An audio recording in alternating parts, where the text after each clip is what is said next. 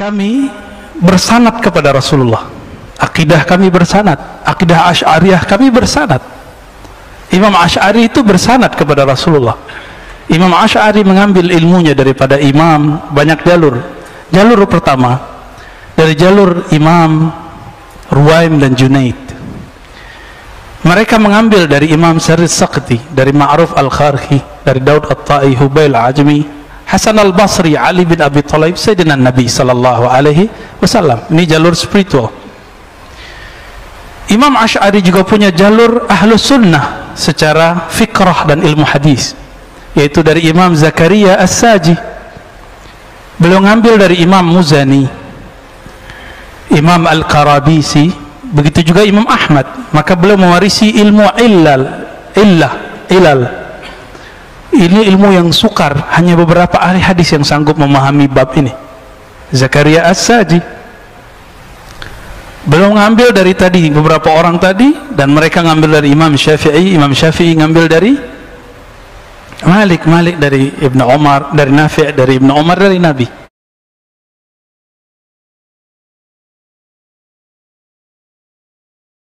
Karena Imam Asy-Syafi'i menurut Imam Ibnu Hubairah Al-Syafi'i Al-Hambali Al-Yamani mengatakan bahwa kita lebih berhak dekat dengan Imam Asy-Syafi'i rahimahullah ta'ala, karena dia sendiri tidak setuju dengan ilmu yang dengannya dibangun oleh Al-Asy'ariyah akidahnya. Imam Asy-Syafi'i rahimahullah mengingatkan jangan sampai mempelajari ilmu yang disebut dengan ilmu kalam, karena yang terang dengannya menjadi kelam. Allahumma musta'an. Ma'asyarul kiram dirahmati Allah SWT, dan beliau sendiri yang banyak bermujadalah. Tahu bermujadalah? Berjidal, bermunadharah dengan induk-induknya ahlul kalam. Misalnya Hafs Al-Fard Al-Karabisi. Ini awal pembesarnya ilmu al-mutakallimin, Hafs Al-Fard, berdebat dengan Imam Asy-Syafi'i. Al-Hafs Al-Fard mewakili ahli al-kalam dan Asy-Syafi'i mewakili ahli as-sunnah. Maka pada asalnya dulu ahlul kalam bukan mengaku ahli sunnah, Allah musta'an. Mereka mengaku sebagai ahli al-kalam yang menengahi antara Mu'tazilah dengan ahli sunnah. Ma'asyarul kiram dirahmati Allah, lama kelamaan akhirnya bergeser juga gelar ini bergeser menjadi ahli kalam, seolah-olah adalah ahli sunnah yang asli, yang menegakkan sunnah, ahli sunnah yang palsu. Lucu juga yang mempreteli sunnah ya dengan berbagai takwil, lalu berujung tidak diyakini beritanya dan tidak diamalkan perintahnya, dan jarang ditinggalkan larangannya, sampai harus negosiasi yang sangat sengit dulu. Nah, Al-Karabisi ini banyak menelurkan karabisi yang lain.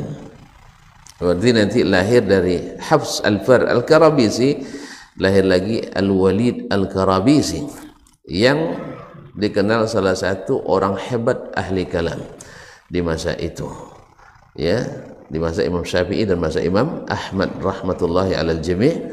Kemudian Al-Walid Al-Karabisi menjelang meninggalnya, seperti diriwayatkan oleh Al-Khatib Al-Baghdadi dalam Syarafu Ashabil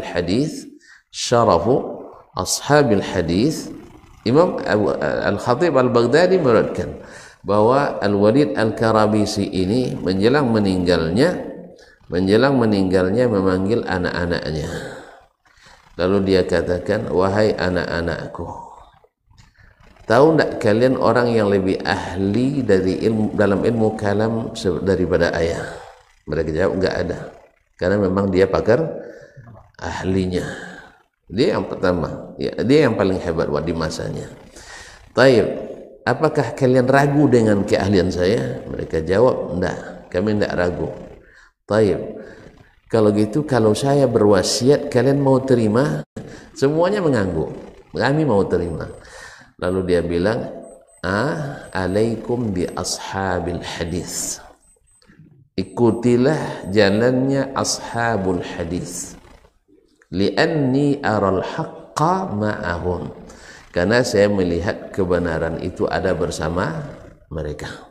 Ini wasiatnya, wasiat ayahnya yang merupakan pakar ilmu kalam di masanya.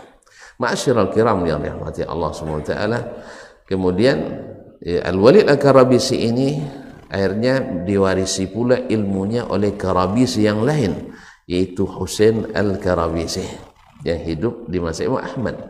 Awalnya dia dekat dengan Imam Ahmad, tapi karena mempelajari ilmu kalam akhirnya berpisah jalan dengan Imam Ahmad. Cuma sayang, orang-orang yang datang belakangan membanggakan dia. Lihat Husain Al-Karabisi, ahli hadis. Memang di awalnya ahli hadis, cuma dicampur dengan hadas akhirnya dominan. Kaum muslimin dan muslimat dirahmati Allah, akhirnya dia ditinggalkan oleh Imam Ahmad, dan Imam Ahmad melarang murid-muridnya mendekatinya.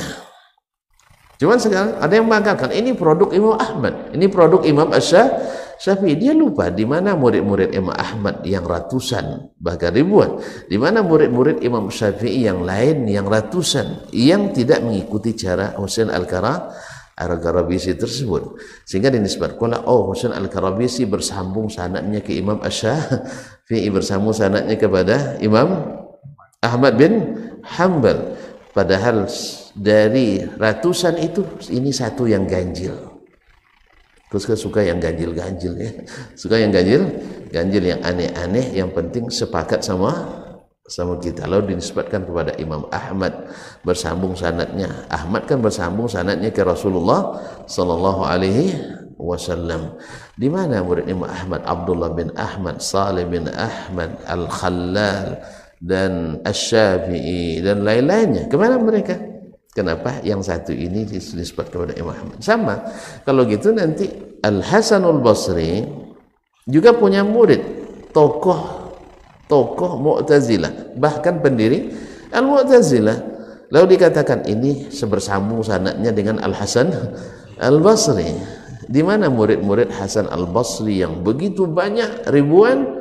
Lalu kita tonjolkan, inilah produk Hasan Al-Basri rahimahullah ta'ala. Ini sesungguhnya ketidakadilan dalam menukil sejarah. Ini perlu dijernihkan, karena tidak sedikit menganggap dia sebagai pembawa bendera ahli sunnah.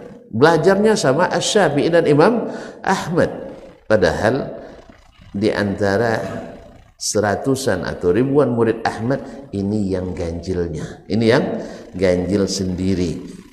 Ya tuan-tuan suka yang ganjil-ganjil memang ya. Lalu disebutkan kepada Imam Ahmad rahimahullah ta'ala. Baiklah kaum muslimin dan muslimat,